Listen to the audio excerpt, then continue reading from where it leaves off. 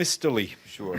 Some questions on Burundi, but I wanted to ask you something that you may anticipated coming. There was a story, I guess it was on Friday in BuzzFeed, in quite detail, about an aid worker in the UNMISS camp in Bentiu who alleges that she was raped by a UN vendor or contractor working for Life for Construction. And basically the gist of the article is that the UN did absolutely nothing, that OIOS said it could not investigate, and that there's no apparently reporting or reports of sexual abuse or exploitation by vendors anywhere in the UN, DPKO, or other systems. So I wanted to know, what's your response to it? What does the UN owe people in its protection of civilian camps if they're raped there, and why was nothing done in this case?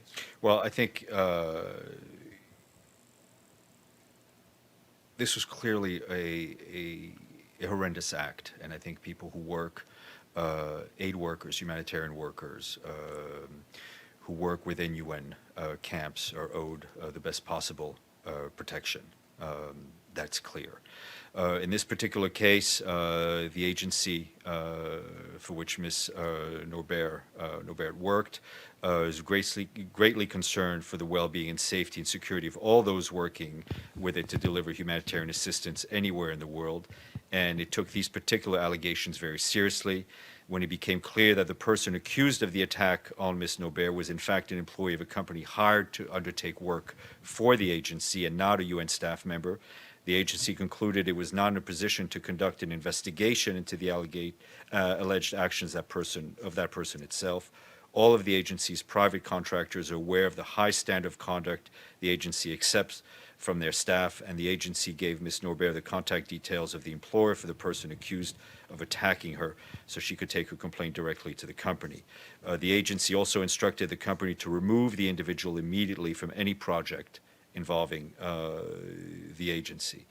However, given the highly sensitive nature of the allegations, the agency had to respect both the need for Ms. Norbert to raise her very serious complaint with those who could take actions and the rights of the accused person to due process. It therefore did not share the specific nature of the complaint with the contractor, allowing Ms. Norbert to decide on how and when she wanted to do that. The agency concerned believes that this complex circumstances, it did the best it could to support Ms. Norbert to take her complaint forward.